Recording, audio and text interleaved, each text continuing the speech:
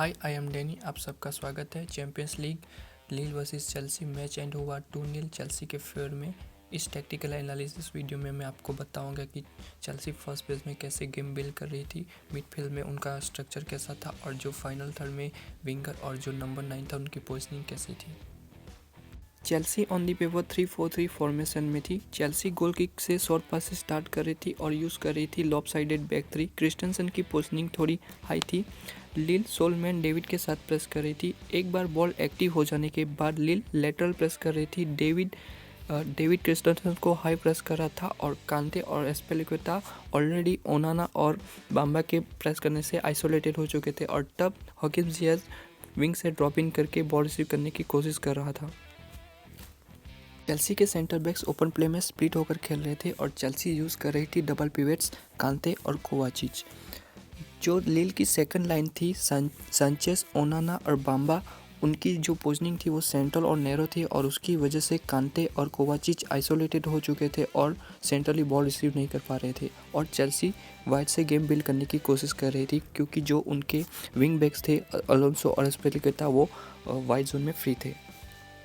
अब open play में लील की जो सेकंड लाइन थी वो सेंट्रल और नैरो थी और जो होल्डिंग मिडफील्डर थे आंद्रे और जाका वो सेंट्रल थे और उसकी वजह से चेल्सी के दोनों विंग बैक्स अलोंसो और एस्पिलिक्वेटा वाइड जोन में इजीली बॉल रिसीव कर पा रहे थे।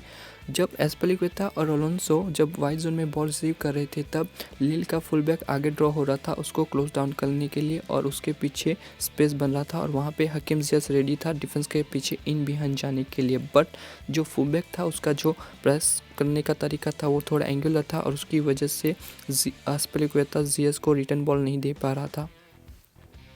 जब वाइड जोन में वाइड बैक क्रिस्टेंसन के पास बॉल होती थी तब वाइड मिडफील्डर बाम्बा रेडी था उसको क्लोज डाउन करने के लिए और एस्पिलिक्वेटा फिट था वाइड जोन में बॉल रिसीव करने के लिए।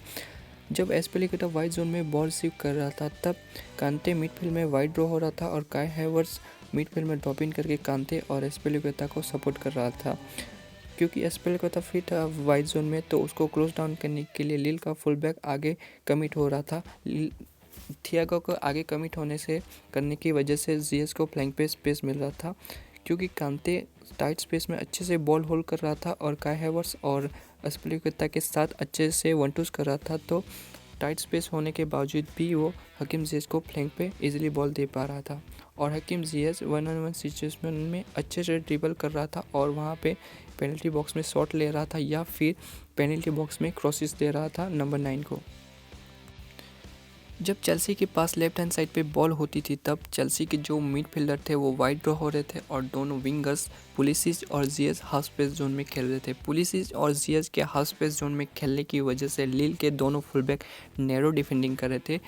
फुलबैक के नैरो डिफेंडिंग करने के लिए एस्पिलिक्वेटा के पास फ्लैंक पे स्पेस था और वो हाई पुश कर रहा था और तब Chelsea couple of element use कर रही थी। रूडिगर के पास जब बॉल होती थी तब वो लेफ्ट हैंड साइड से राइट हैंड साइड पे फ्लैंक पे बॉल स्विच कर रहा था और एस्पिलिक्वेटा रेडी और फ्री था बॉल रिसीव करने के लिए क्योंकि इसके पास स्पेस था क्योंकि जो लील का फुल बैक था वो नैरो डिफेंडिंग कर रहा था हकीम जियास के राइट हाफ स्पेस जोन में खेलने की वजह से और एस्पिलिक्वेटा वहाँ से ओवर लेफ्ट रन करके पेनल्टी बॉक्स में क्रॉस दे रहा था नंबर 9 को। जब बॉल स्विच होती थी तब जियास एस्पिलिक्वेटा के साथ 1-2 कर रहा था और डिफेंस के पीछे इन बिहाइंड जाके शॉट ले रहा था या फिर जो पेनल्टी बॉक्स में है वो क्रॉसेस दे रहा था। जब रूडिगर डायगोनल बॉल अटेम्प्ट कर रहा था तब जो लील का फुल बैक था थियागो वो 2 वर्सेस डाउन था जियास और एस्पिलिक्वेटा के सामने और तब जियास 1-on-1 सिचुएशन में उसको ड्रिबल करके डिफेंस के पीछे इन बिहाइंड जाके शॉट ले रहा था या फिर पेनल्टी बॉक्स में क्रॉसेस दे रहा था। चेल्सी के जो मोस्ट ऑफ द अटैक आए थे वो राइट हैंड साइड से आए थे। चेल्सी ने करीब 50% राइट हैंड साइड से अटैक किया था। जब लील के पास बॉल पोजीशन होती थी तब उनका बिल्डअप प्ले कैसा होता था फर्स्ट पेज में और चेल्सी किस तरह से डिफेंड कर रही थी फर्स्ट पेज में लील को।